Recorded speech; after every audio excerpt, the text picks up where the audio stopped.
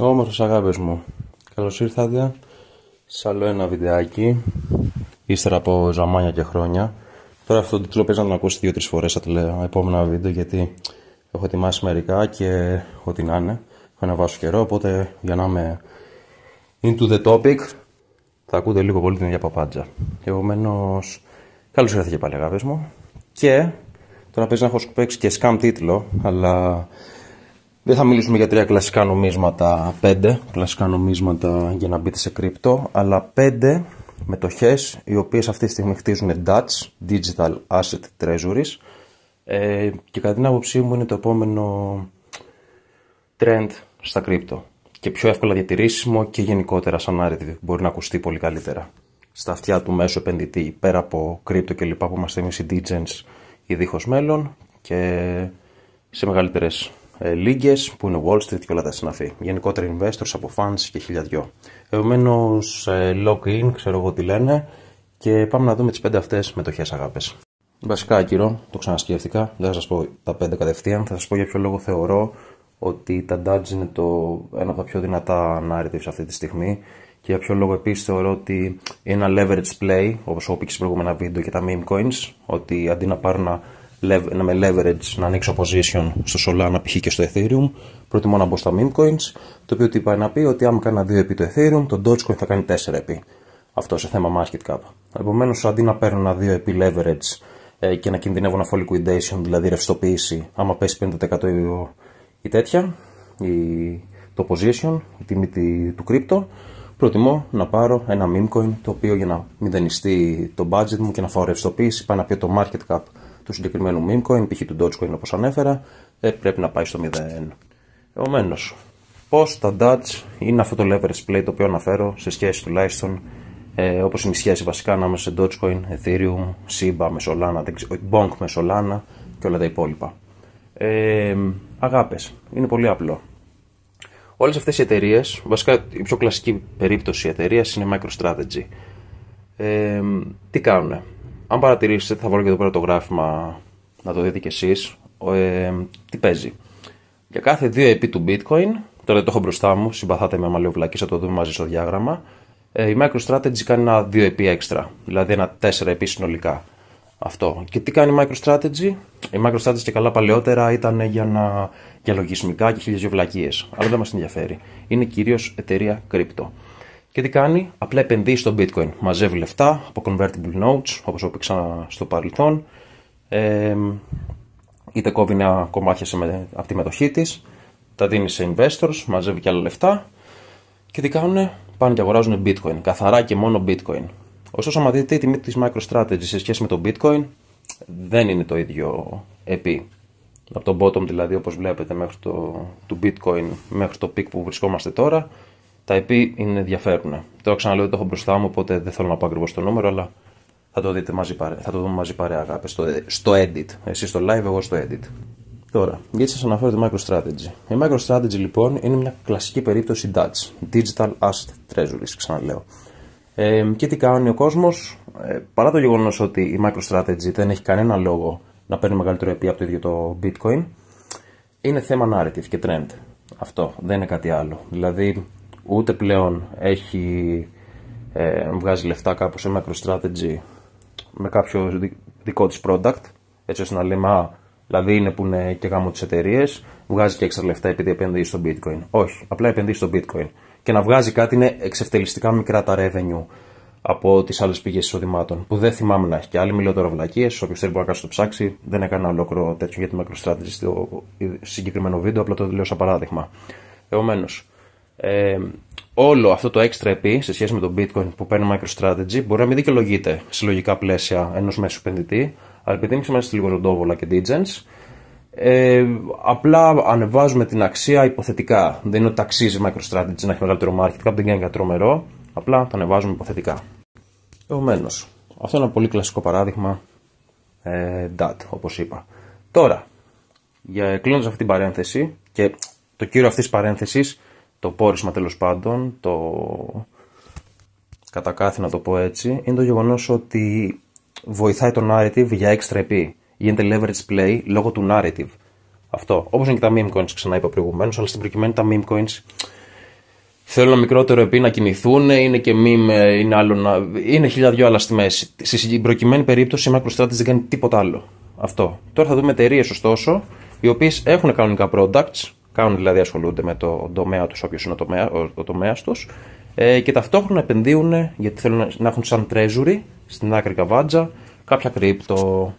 Τα οποία μην δεν μπερδεύεστε, σαν παρένθεση ξαναλέω και αυτό τώρα που λέω τέλος πάντων, δεν είναι ETFs. ETFs είναι το ότι λανσάρει BlackRock και όποιος θέλει γυπνάει λέει στην BlackRock, πάρε αυτά τα λεφτά και αγόρασέ μου bitcoin.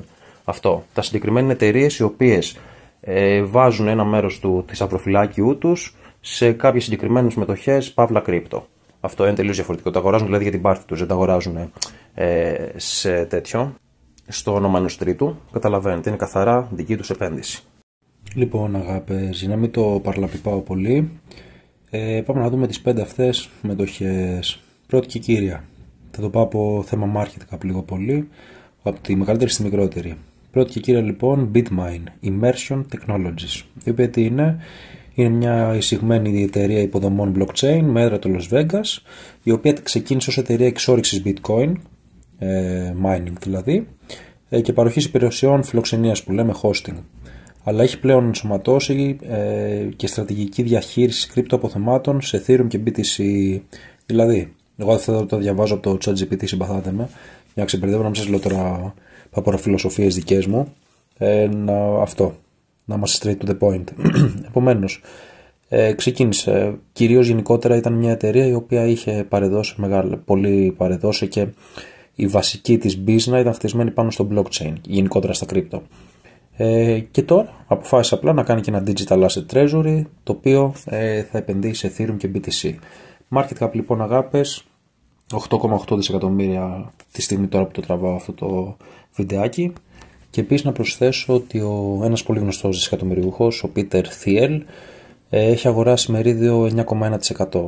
Τώρα με αυτό κάντε ό,τι θέλετε, συμπεράσουμε τα δικά σας. Δεύτερη και γνήσια μετοχούλα είναι η SBET, την οποία έχουμε ξανααναφέρει παλαιότερα σε προηγούμενο βίντεο, η οποία είναι η Sharplink Gaming. Είναι μια εταιρεία γενικότερα performance-based affiliate marketing, η οποία τι είναι για στοιχήματα και iGaming που λέμε, με έδρα το Minneapolis. Γενικότερα είναι μια αρκετά παλιά εταιρεία, είναι χτισμένη από το 1995 και εξυπηρετεί sportsbook, το οποίο δεν ξέρω καν τι είναι, και καζίνο μέσω στοχευμένων ιστοσελίδων και traffic acquisition. Επομένως, λίγο πολύ κάνει affiliate marketing, δηλαδή φέρνει παίχτες, ξένους τζογαδόρους σε άλλα site, πλατφόρμες γενικότερα, και πληρώνονται για leads και conversions που λέμε. Επίσης έχει αγοράσει το 10% της Armchair Enterprises, το οποίο είναι η cryptocasino.com. Έβαλε 500k συγκεκριμένα για αυτό το 10% και έχει και δικαίωμα, άμα θέλει δηλαδή η ίδια, να αποκτήσει έλεγχο της πλατφόρμας. Τώρα αυτό πώς το κάνει δεν ξέρω τι deal έχει παιχτεί, μη σας λέω και εγώ σώτες. Όποιος θέλει να το ψάξει παραπάνω έχει τη δυνατότητα. Τώρα για λόγου χρόνου να μην πάει πάλι δύο μεροκάματα αυτό το βίντεο, θα το κρατήσω λίγο πιο minimal. Και επίσης έχετε κατά νου ότι cryptocasino.com, η εταιρεία δηλαδή που μόλις είπα ότι έχει το 10% stake, η Sharplink, η SBET, έχει γενικότερα, ασχολείται με μια πλατφόρμα crypto gaming και έχει πάνω από 6.000 παιχνίδια και Web3 integrations. Επομένως αυτό, παιδιά, πάει να πει ότι είναι ένας σοβαρός παίχτης και μεγάλοι developers, γενικότερα developers. Για να είναι 6.000 τα παιχνίδια, δεν πάει να πει ότι το ίδιο Crypto Casino έχει βγάλει αυτά τα 6.000 παιχνίδια. Πάει να πει ότι οι developers έρχονται, χρησιμοποιούν την πλατφόρμα του και λανσάρουν τα παιχνίδια τους, επιλέγουν να λανσάρουν τα παιχνίδια τους μέσα σε αυτή την πλατφόρμα, στο Crypto Casino δηλαδή. .com. Τώρα, αυτός είναι ο κύριος τρόπος με τον οποίο βγάζει λεφτά και πλέον έχει κάνει το Ethereum Treasury Strategy, η οποία ξεκίνησε με μια ιδιωτική επένδυση και καλά ύψους 425 εκατομμυρίων. Τώρα έχει ανέβει κι άλλο, δεν θυμάμαι πόσο έχει πάει, μέσα σε λίγο ψέματα και κάθε τρεις και λίγο βλέπω νέα και νέα και νέα και νέα. Τώρα πιθανότατα να το βάλω στο βιντεάκι, πρέπει να το δείτε. Αλλά είναι μια εταιρεία η οποία έχει σκοπό να ανέβει πάρα πολύ. Πάρα πολύ, δηλαδή οι αγορές σε Ethereum πλέον είναι το main focus τους. Φανταστείτε ότι μέχρι το τέλος του Q2 είναι η δεύτερη εποχή του χρόνου, το σπάμε σε 4 quarters. Πήρε από staking και μόνο, γιατί αυτά το Ethereum που αγοράζει το κάνει και stake ταυτόχρονα για να παίρνει yield. Είχε ανταμοιβές 1326 Ethereum. Αυτό. Τώρα από θέμα price action, αυτή τη στιγμή όπως το βλέπω εγώ έχει πέσει αρκετά από το all time high της τέλος πάντων. όπως βλέπει και στο διάγραμμα που θα εναποθέσω με αυτή τη λέξη. Αλλά κατά την άποψή μου το καλό με την SBET είναι κάτι πολύ συγκεκριμένο, κάτι πολύ απλό, το οποίο πάει πολύ under the radar. Δύο nuggets θα σας δώσω τώρα, αγάπες. Πρώτον, το Ethereum που έχει αγοράσει σε σχέση με την αξία της μετοχής της είναι 0,96. Δηλαδή για κάθε ένα Ethereum που αγοράζει, η μετοχή της αξίζει 0,96 Ethereum. Αυτό δηλαδή είναι ανισόρροπο bet.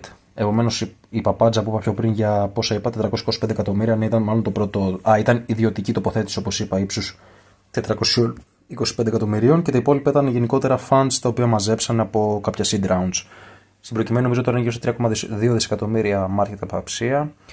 Άρα πάει να πει ότι γύρω στα 2,9, 2,87,5 μπήκαν από fundraising. Και πέρα από αυτό, πέρα από το γεγονός ότι τα 3,2 δισεκατομμύρια που αξίζει η μετοχή στην πραγματικότητα είναι 3,3 ξέρω εγώ, το καλό στην όλη κατάσταση είναι ότι έχουν και ένα πρόγραμμα το οποίο λέγεται buyback, το οποίο τι είναι, αγοράζει η ίδια εταιρεία τις μετοχές της.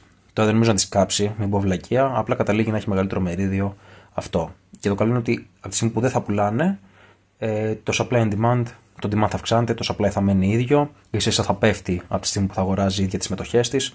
Άρα δημιουργείται άλλη μια ανισορροπία, η οποία είναι, πώς λέγεται, θα μας βγει σε καλό τέλος πάντων, σε όποιους επενδύουμε. Και το άλλο πολύ καλό λοιπόν με το buyback program το οποίο είπα, είναι ότι έχουν μαζέψει 1,5 δισεκατομμύριο συγκεκριμένα, 1,5 δις, προσέξτε σας λέω, δηλαδή έχει αξία 3,2 δισεκατομμύρια και έχουν μαζέψει 1,5 δισεκατομμύριο να αγοράσουν πίσω τη μετοχή τους. Δηλαδή ένα 50% μπορούν να το αγοράσουν και το καβατζώσουν, δηλαδή να μην πουλιέται. Αυτό δηλαδή το supply το οποίο θα είναι διαθέσιμο για αγορά της συγκεκριμένης μετοχής να είναι το 50% μονάχα. Αυτό. Και αξίζει να σημειωθεί επίσης ότι τώρα χθες προχθές πότε ήταν, γυρίσαν και είπαν ότι θα αγοράσουν με 15 εκατομμύρια, δηλαδή το 1% από τα λεφτά τα οποία διαθέτουν για buyback. Τα βάλαν λοιπόν, αγοράσαν πίσω τη μετοχή τους και η μετοχή αυξήθηκε κατά 10%. Δηλαδή φανταστείτε τώρα, χρησιμοποίησαν το 1% από το buyback program, το οποίο είναι συνολικά το 0,5% του συνολικού market cap, και η τιμή της μετοχής αυξήθηκε κατά 10%.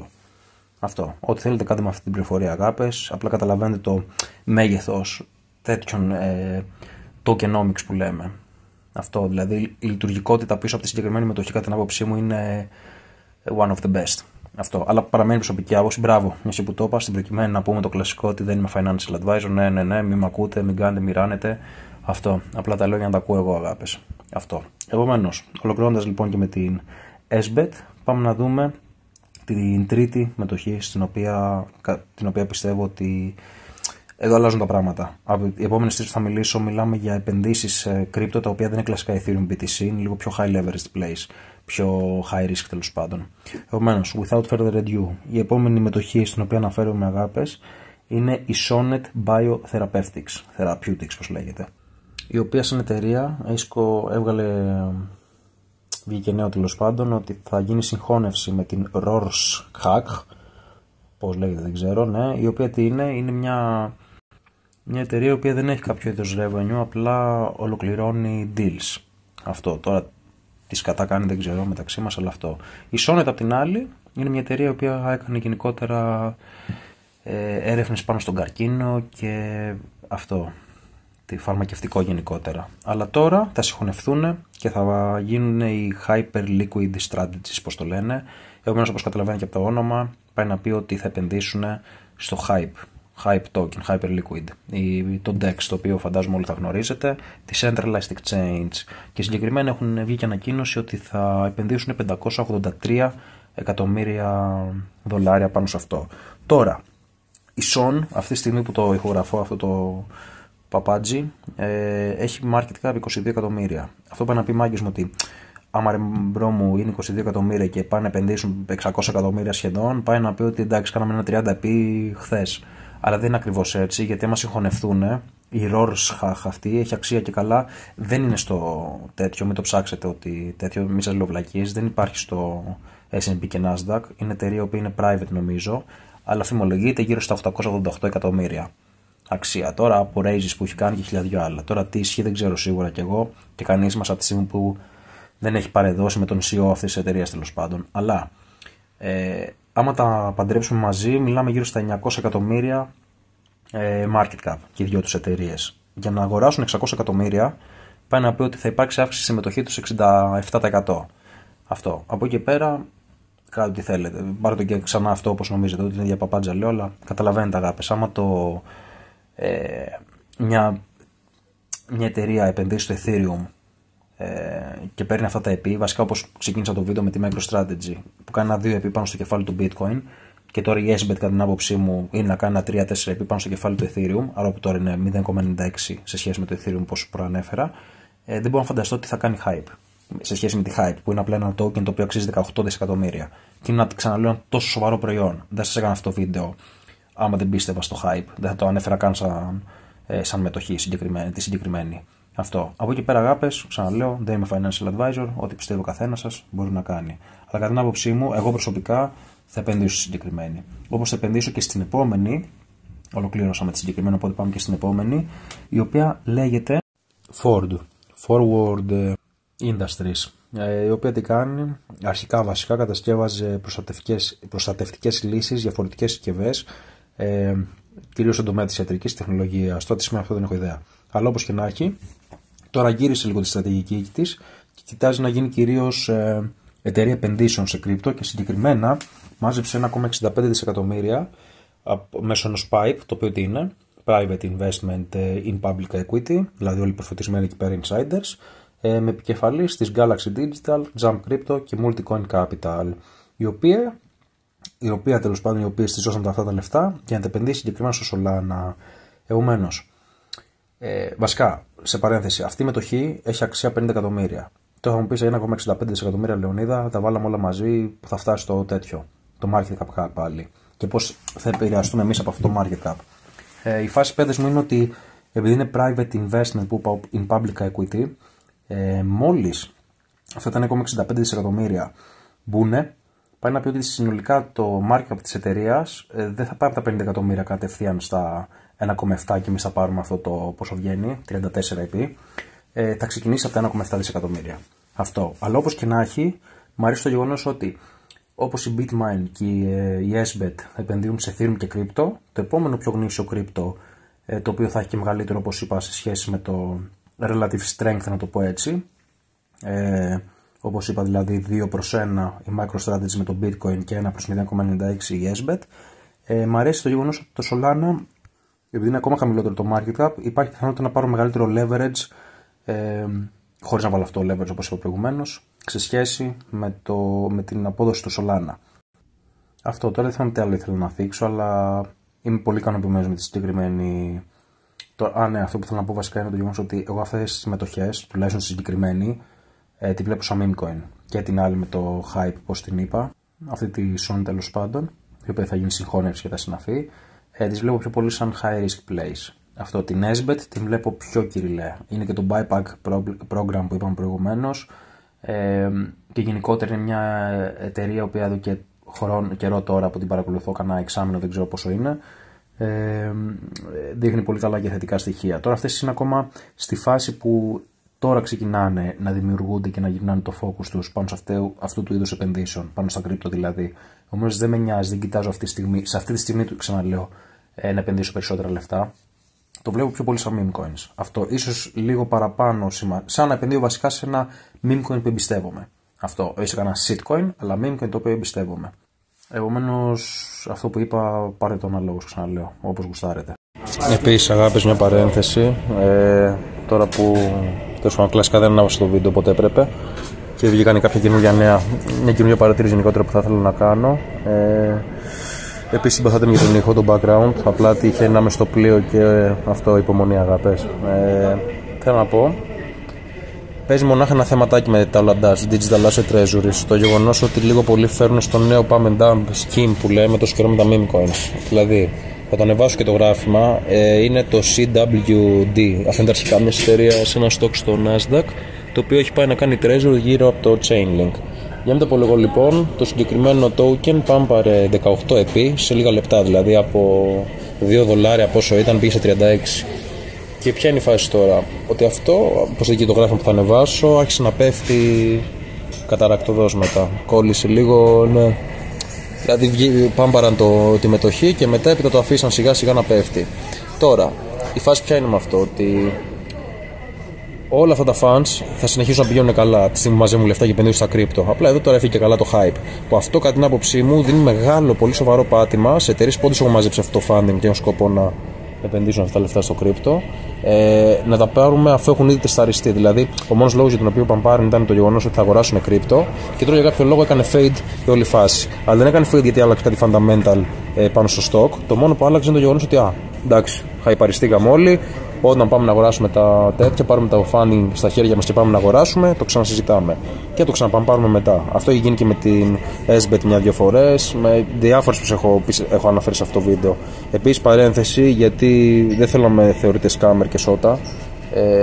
Όταν ηχογραφούσα το βίντεο, όντως αυτές ήταν οι τιμές που είχαν βάσει, που έλεγα για τα market cap κλπ. Που είχαν αναφέρει αυτά τα stocks. Τώρα, επειδή είδα σήμερα ότι κάποια έχουν ανεβεί αρκετά, μην το πάρετε ότι απλά λέω σώτες, αλλά αυτό αγάπη. Αυτό.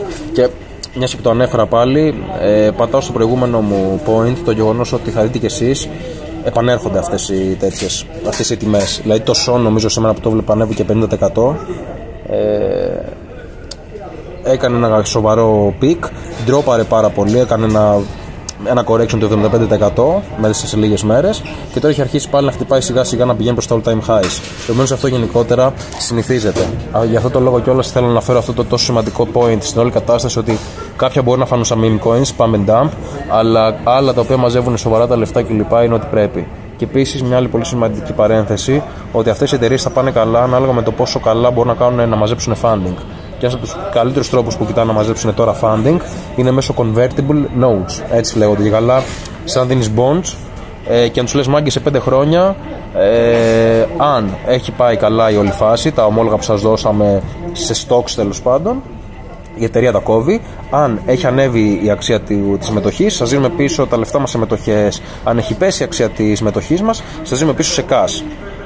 Επομένως αυτό καταλαβαίνετε ότι αν πάει καλά η μετοχή, το μπλε θα πάρουν οι άλλοι πίσω λεφτά, οπότε και πάλι μπορεί να γίνει ένα sell event να πουλήσουν μετά από 5 χρόνια τα λεφτά που έχουν μέσα σε αυτή τη μετοχή. Αλλιώς άμα δεν πάει καλά η μετοχή, πάει να πει ότι απλά τη στιγμή που θα κάνουν τα payouts με τον τόκο, δυστυχώς πάει να πει ότι η πιθανότητα η εταιρεία να έχει πουλήσει από τα ίδια της, ή το treasury της θα έχει πουλήσει, είτε από την ίδια της μετοχή, για να μπορεί να κάνει refund όλους τους πελάτες που αγοράσαν αυτά τα ομόλογα. Αυτό. Επομένως, ένας πιο κλασικούς τρόπους αρχίζουν τώρα να μαζεύουν λεφτά είναι αυτός. Ωστόσο, αν είσαι καμιά MicroStrategy και όλες αυτές οι μεγάλες εταιρείες που είσαι από πίσω μεγάλους CEO, οι οποίοι είναι γνήσιοι, νομίζω και η Sony, δεν θυμάμαι ποια ακριβώς, έχει έναν πολύ μεγάλο δισεκατομμύριο, αν δεν κάνω λάθος, από πίσω που την κάνει backed. Τώρα μπορεί να είναι και σώδες, αλλά τέλος πάντων. Επομένως, γενικό είναι καλό να ψάχνουμε και τα ονόματα που παίζουν πίσω από αυτές τις εταιρείες. Τώρα έχει τραβηχτεί η φάση μέχρι και για DAT, για Dogecoin, όπως είπα τώρα για Chainlink, πέρα από αυτό το βίντεο που αναφέρω τα διάφορα tokens. Επομένως, γενικότερα επεκτείνεται η όλη κατάσταση κατά πολύ. Ωστόσο, ξαναλέω, καλό είναι να επιλέξετε εταιρείες οι οποίες θα επενδύσουν, γιατί τώρα είναι η φάση που επενδύεις, πάει καλά η μετοχή, αλλά δεν ξέρεις να το προλάβεις ότι θα βγάζουν την ανακοίνωση θα επενδύσουν, που είναι να επενδύσουν σε κρύπτο. Επομένως, τώρα είναι το θέμα, επειδή δεν μπορούμε να το προλάβουμε αυτό, να βρούμε εταιρείες, μετοχές οι οποίες επενδύουν σε καλά κρύπτο. Όπως έχω αναφέρει ως τώρα, το Hyperliquid, Ethereum, Bitcoin κλπ. Μην επεκταθούμε πάρα πολύ. Αν και το Dogecoin, εντάξει, θα μπορούσα να τα ακούσω, αλλά και πάλι δεν θα το έκανα εγώ προσωπικά. Αυτό, αγάπες. Και με αυτά, αγάπες, φτάσαμε στην τελευταία μετοχή, η οποία, spoiler, είναι και ο λόγος που το κολοσίτcoin, το WorldCoin, του μάγκα αυτού του Sam Altman, πώς το λένε, αυτόν που έχει το OpenAI, το κοπρίτη αυτού, Θεός συγχωρές με, πώς το λένε, πάμε πάρε 100% χθες πότε ήτανε.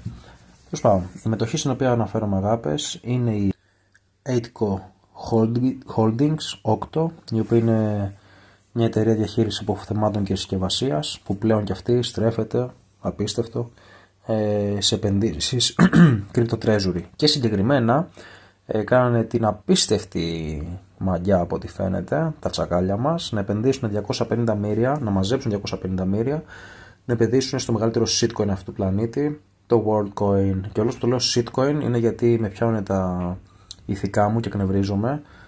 Παρένθεση λοιπόν, το WorldCoin αυτή η παπάντζα συγκεκριμένα έχει φτάσει σε σημείο να αποδέχεται, να σε κάνει βασικά, έκανε airdrop έδωσε δηλαδή τζάμπα λεφτά και μέρος του νομίσματός της στους μάγκες οι οποίοι αποδεχθήκανε να σκανάρουν τη ρετίνα του ματιού τους.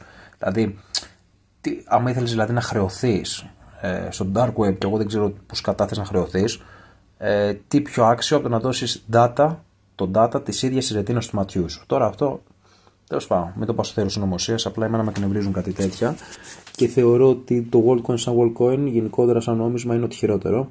Αλλά αυτό δεν πάβει να αναιρεί το γεγονός ότι χθες, μόλις βγήκε αυτή η ανακοίνωση λοιπόν από την Octo, ότι θα επενδύσει 250 μέρια, το market cap του Worldcoin αυξήθηκε κατά 1,5 δισεκατομμύριο περίπου.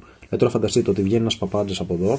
Παπάντζας, εντάξει, μην τους κρίζω τους ανθρώπους, αλλά βγήκε ένας μάγκας εδώ πέρα, είπε ότι θα δώσουμε 250 μέρια να αγοράσουμε ένα νόμισμα αξίας 1,5 δισεκατομμυρίου, δηλαδή ένα 6x.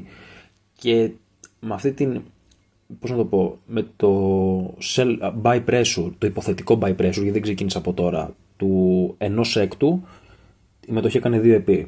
Δηλαδή το 1/6 επηρέασε τα 6 έκτα. Αυτό, δηλαδή τι πιο shitcoin για γενικότερα το crypto είναι ό,τι να είναι. Επομένως, ξαναλέω, μην το παίρνεις σαν financial advice, αγάπες. Δηλαδή τα νούμερα και τα μαθηματικά πίσω από τις κινήσεις αυτών των μετοχών είναι μια παράνοια. Αυτό. Επομένως, ξαναλέμε, η Octo γύρισε και είπε ότι θα επενδύσει πάνω σε αυτό το token. Τώρα προηγούμενος έκανε την κολοτούμπα και σας είπα ότι δεν θα επένδυα ποτέ σε κάτι. Δεν θα ανέφερα κάτι το οποίο δεν θα επένδυα, αλλά στην προκειμένη απλά είπα να το αναφέρω γιατί είναι ένα ακόμα μικρότερο token και από πίσω κρύβεται επιφωτισμένο όπως είναι ο Sam Altman. Δηλαδή τώρα μιλάμε για ένα token 3,8 δισεκατομμύρια όπως έφτασε χθες η αξία του.